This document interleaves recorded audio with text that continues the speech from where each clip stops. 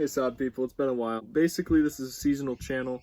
This is going to be my second run of videos. I'm going to be focusing primarily on the Sonnet for right now until all of my parts that I've ordered from DO88 come in. Not really too much is going to happen in this video, like fixing up the Sonnet and stuff, because I literally haven't set hands on this car in, I don't even know.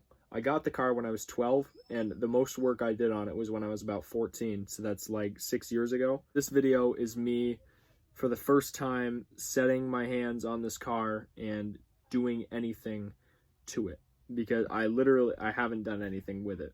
I'm really just, I don't know, feeling the waters in this video. So that's why I don't really get to work and do anything.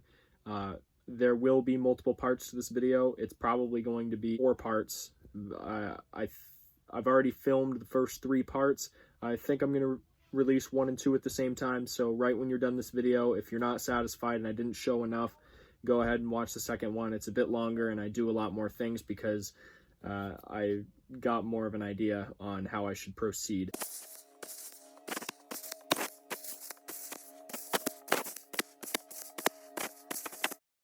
Alright, Saab people, today we are working on my 72 Saab Sonnet 3.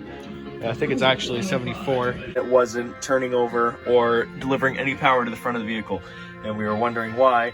My dad couldn't figure it out, and it took me about 2 minutes to say, well, did you check the ground cable? And it turns out it ripped right off. So I already have a new hole in the ground cable right there.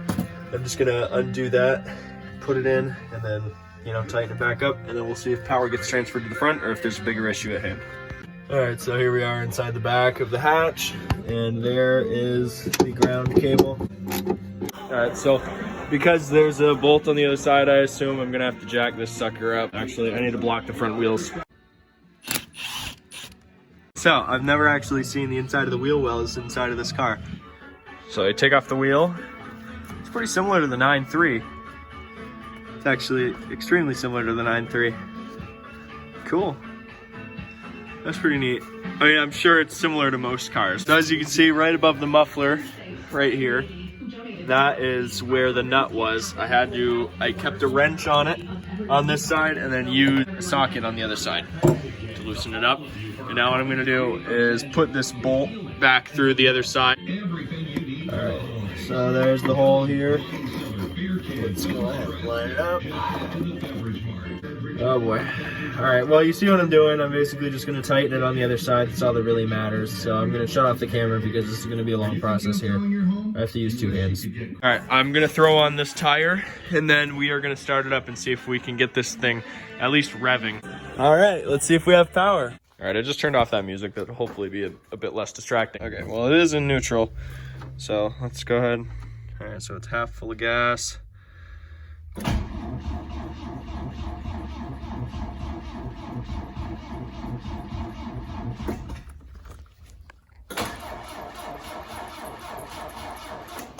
Alright, well, I don't want to wear out the starter or whatever, but clearly it's trying to start.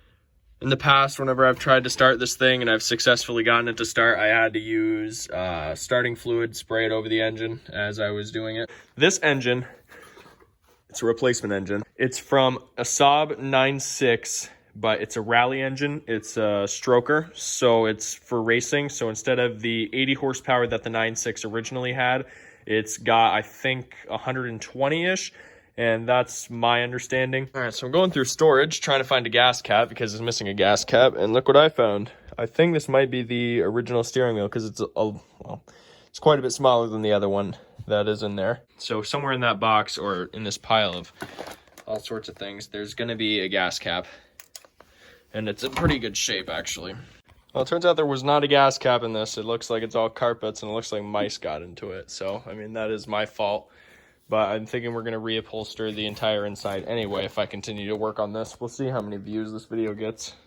Here we are with day 2 of working on the Sonnet. I'm going to put it on the lift so that I can drain the fuel out of it later. And so, yeah, step 1 is to get this pushed out of the barn. It's not very heavy of a car, so really I can just push it.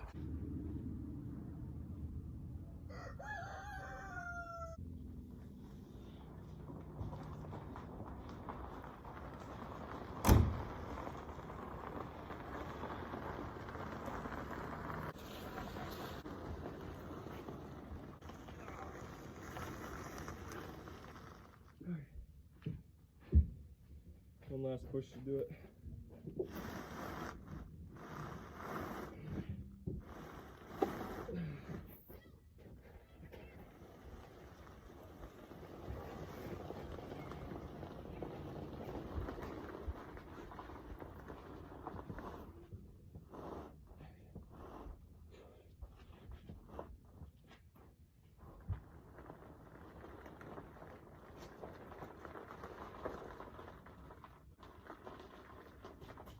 Alright, so let's go over the existing damage that's on this car that I need to fix.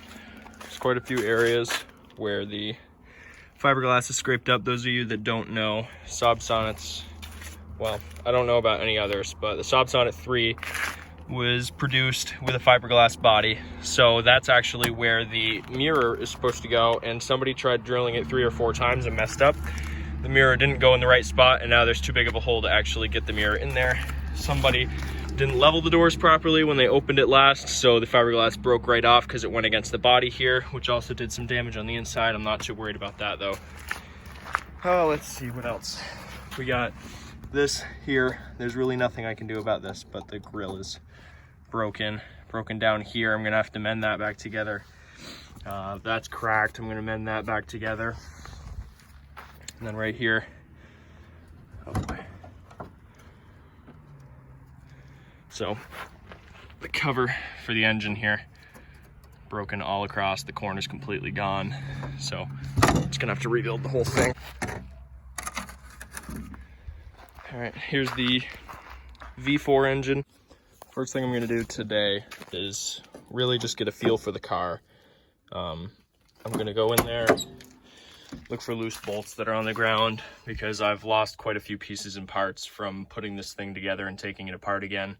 I really need to look for lost bolts here so I can put the intake back on. Next on Solving Saab. It just comes right off the slider.